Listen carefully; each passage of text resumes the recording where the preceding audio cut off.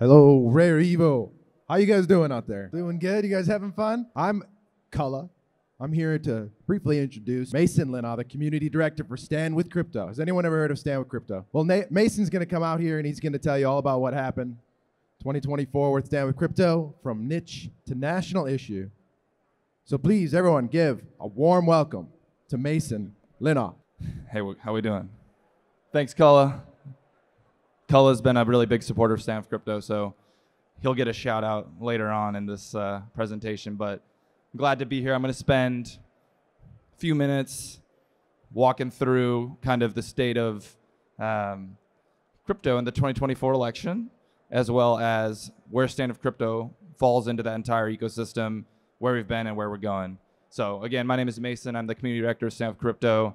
I've been working on this cause for a while now. I started in Texas as the founder of ATX DAO, tried to advocate for pro-crypto stuff in Austin and Texas, and then got scooped up by Stand With Crypto, and I'm trying to do it across the entire country now. So quick agenda. I'm going to talk about where we're at, crypto politics, like what I said before. Like, it's crazy. It's crazy to think about a year ago, imagining where we are now, as far as the political landscape goes, right? And even like a few months ago, like I think about getting on X like 6 months ago, and things were so fun, right? Everything was so happy-go-lucky. We're all talking about meme coins, and now you get on Twitter, and it's like people at each other's necks talking about who should crypto vote for, who is the most pro-crypto candidate, and maybe it's kind of a strange vibe, right? But it is positive in the way that crypto is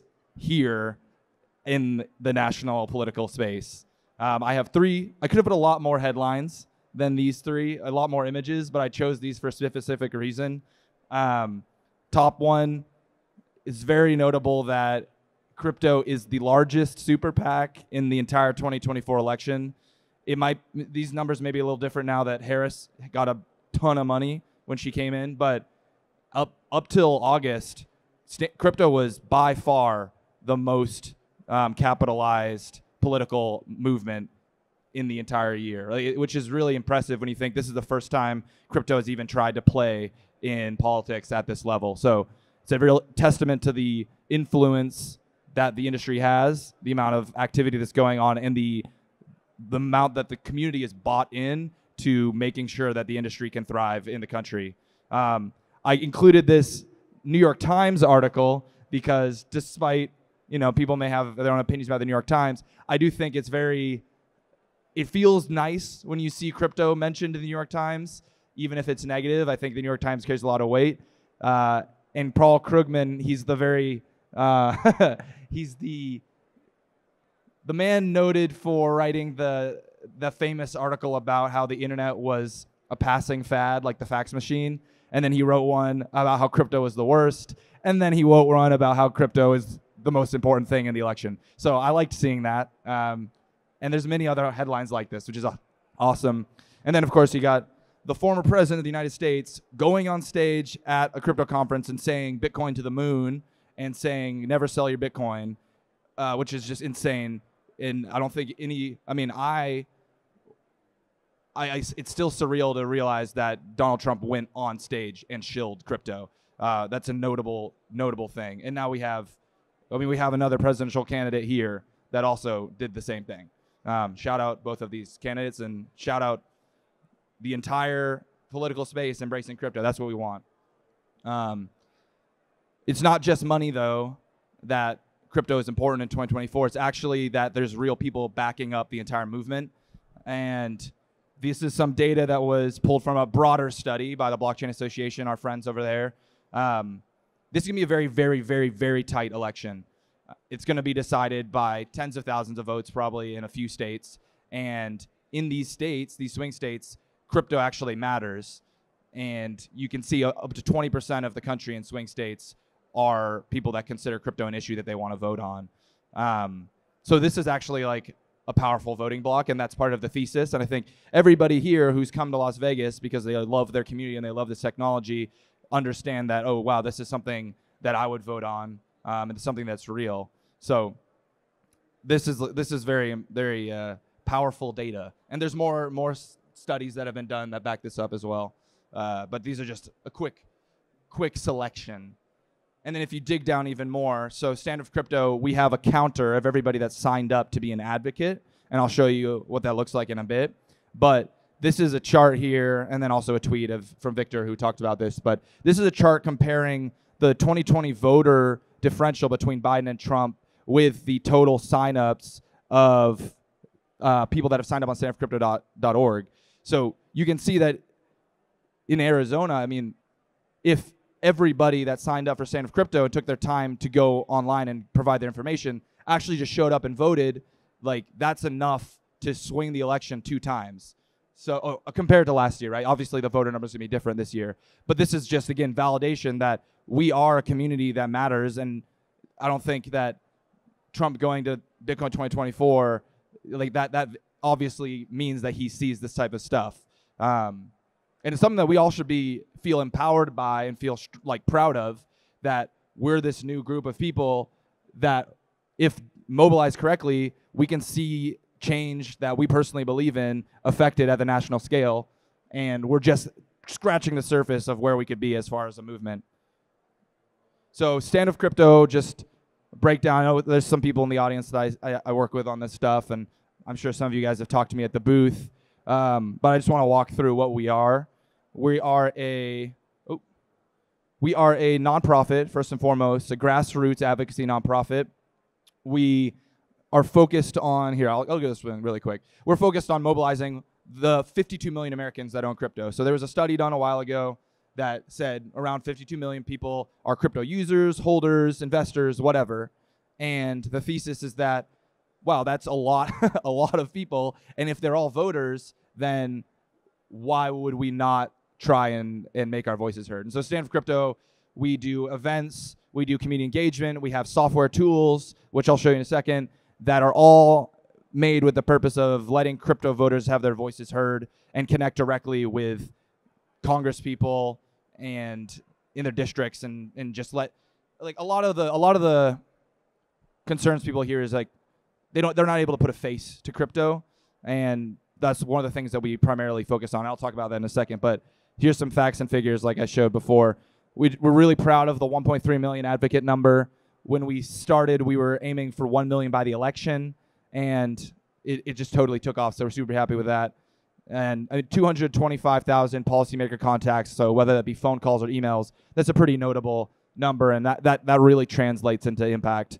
Even if people don't necessarily know that their Congress people are listening to them, they actually are, and they should be concerned about what their voters say, and it's true, they do actually, which is awesome. But yeah, here's some cool pictures. Oh yeah, and then here's just a call out here. So a lot of people see Stand With Crypto and they associate us with Coinbase. We were actually originated from a Coinbase project called Crypto 435, which was a pledge to vote for pro-crypto candidates a long time ago, and that kind of was a catalyst. And then we became our own organization in August, but just shouting that out, shout out Coinbase for kickstarting what we do and being a continually good partner. We do events together with them and whatnot. But this is the Stand With Crypto database. It's the scorecard. So if you can have fun once I'm done talking, or you can do it right now. You don't really have to pay attention to me if you don't want to, but this would be a worthwhile cause. To hop on standwithcrypto.org. We have a database of every politician in America, whether they're running for office, whether they're elected right now.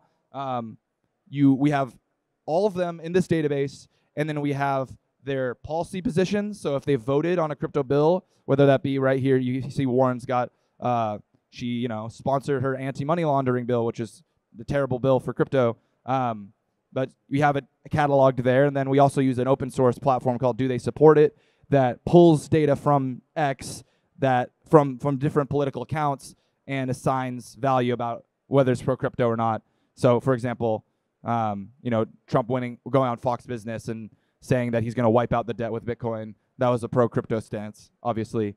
So we do that, and then we're able to present all of this for people to choose and go through, and when they go and they make a decision at the ballot box, they can look at all the information that's in front of them and decide how they want to vote accordingly. Yeah, it's really nice. It's good stuff. It's good stuff, honestly. So then we also have Rare Evo 2025 tickets are on sale now. Save big. General admission passes are discounted to $250, and VIP passes are only $800. Join us August 7th through 9th, 2025 at Caesars Palace, Las Vegas. Hurry, only 30 days left to save. Visit rareevo.io and buy your tickets now. Key races features. So if you want to go to your state and see what is happening as far as politics and crypto, you can see, so this says the Senate and the Congress, and it aggregates the comments about Arizona politicians, what they're saying about crypto. And then we have a whole bunch of tasks that you can do as well, and you get NFTs for each of these. And so trying to have it, make it a little more fun, but without Stand for Crypto, we don't necessarily have this type of conduit for advocates and users to go and make a statement directly to their congressperson. And like, here's a cool NFT you get for checking your voter registration is made by People Pleaser. But kind of what I was saying earlier, just want to double down on it, is that these emails actually hit, right? So if the way it works is there'll be, your congressperson is in Capitol Hill, they've got their staffers. If they get if there's a coordinated campaign, they get dozens and dozens, they get 100 emails, right? Which is actually not that hard to do, right? Because there's millions and millions of crypto owners. They get 100 emails. Their staffers are like, oh my gosh, what is this? And then they have to communicate it to their rep, and then it actually becomes an issue. So again, I'm going to keep emphasizing that clicking 2 buttons to send an email actually does matter, especially if there's a campaign happening. But yeah, so that's kind of our website. I wish I had a picture of the homepage as well, but those are some of the key features. So I'll just talk about what we've done. And this was the big debut of Stand for Crypto. This is, I think, where a lot of people found out about Stand for Crypto because we got a lot of amplification. But we flew out 45 founders to Capitol Hill, and we had a day full of meetings. We were broken up into cohorts. That was before I worked for Stand for Crypto. I was flown out on behalf of ATX DAO. I got to talk to Texas congressional representatives, and the whole purpose of this type of strategy is to humanize crypto, right? So what I was saying before, you think about someone criticizes crypto, they're like, oh, okay, terrorists use crypto. It's for money laundering. It's for criminals. It's shadowy supercoders. But then if you walk into a congressperson's office and you're a smiling, normal person that cares about the world and is good and loves their community and loves their country, and you go and talk to this rep, then you see the gears turning in their head, oh my gosh, what am I talking about? These people are actually good and normal, and maybe crypto isn't a scam, especially if they're founders and they walk in and they say, hey, my name is da-da-da, and I am working on solving supply chain problems, and I helped deliver the COVID vaccine, and I hire 30 people in your district. And then they go, oh my gosh, what's your name again? Let me get your contact. They don't actually say it, but they're like, maybe I should pay more attention. Maybe this is something that matters. And these people work for us. So as long as you can present the importance of this, they'll listen, and they are listening. So that was just personal experience, and it's very exciting to see. It's been very exciting to see over the past year people come around at the congressional level to crypto. So the second big notable thing we did was the first in the nation crypto presidential forum in New Hampshire. New Hampshire is where things kick off every election season, and this was the first time ever that presidential candidates addressed crypto as a topic. This was before RFK hopped in the game, before Trump hopped in the game. Vivek was obviously way ahead about crypto. He was talking about it for a long time. But we had 3 different people. It was bipartisan. Dean Phillips came, so he's awesome. And he talked. He came and didn't even really know much about crypto. He was just like, I'm here to have an open mind and meet the community. And it was really exciting. And this kind of got the ball rolling because we framed crypto as a requirement. It was a national issue just by default because we had national presidential candidates discussing it, and it validated a lot of things. And we had all the news outlets there and everything, so that was really exciting. And then we did the first crypto rally, and this was in LA. And this was, so if the Stand for Crypto Day was validation about the humanity of crypto, and the presidential forum was validation about the national importance of crypto, this was validation of what the crypto community looks like and the vote and the reality that the crypto voter is passionate and real. And so we did a rally, and we had Brian come out. We had Nas speak and perform because in case you didn't know, Nas actually has his own venture arm, Queensbridge Venture Partners. He was an early investor in Coinbase, in Royal, and a bunch of other platforms. So he spoke about crypto, and we had lines around the corner, super awesome audience, super great vibes, and it's kind of undeniable type of statement and really fun as well. And we did it the day of Super Tuesday, which is obviously a huge electoral day in the cycle. There's tons of primaries, and crypto had there were 3 races that were really important. We were paying attention the outcome of, and we won all of those races, which is awesome. The next big thing was Bitcoin Pizza Day, so I'm sure folks here know of Pizza DAO. Great people, really grassroots organization, really awesome work, and we got to partner with them and mobilize across 50 different states pizza parties to celebrate Bitcoin Pizza Day. And this is kind of the model that we want to. We're going to work with Pizza DAO more, but we want to have community leaders in all these different areas be empowered to organize more and more crypto meetups on their own, and we want to support them. So this was like a fun way to dabble in that. And proof that we live in a simulation, Bitcoin Pizza Day was actually also the same day that the first crypto bill got voted on in the House. And this was a bipartisan project, Fit 21. This is what we've been advocating for the whole year. It's a market structure bill that basically assigns rule-making authority and enforcement authority to the CFTC as well as the SEC. So it's supposed to make things, the word is fair, rules of the road, like sensible regulation, rules of the road. But it also helps define what is decentralization, all that type of good stuff. But this was the same day as Bitcoin Pizza Day, and this passed with flying colors. We got 2 times the amount of Democrat support as we thought, which was a great sign that people are changing their minds.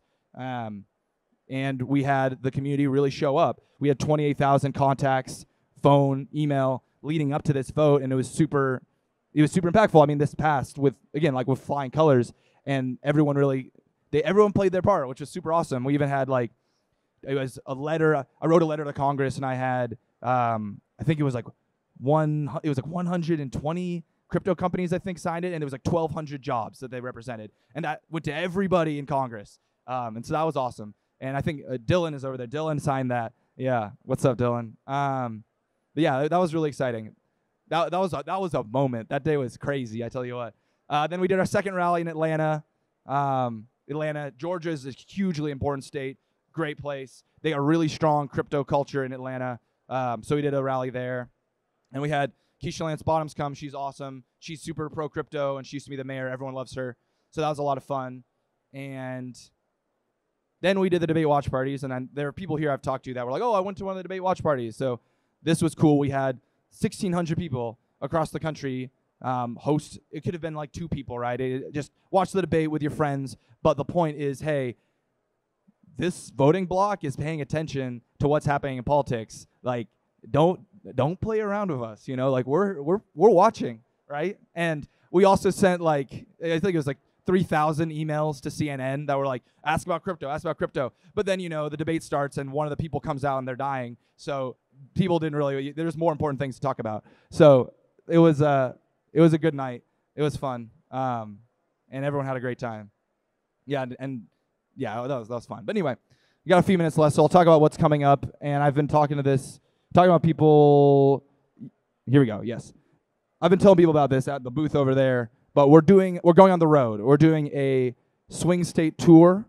We're gonna do concerts and rallies in 5 different states, all important battleground states, and it's gonna happen all through September. So if you live in any of these states, you should come. It's gonna be sick.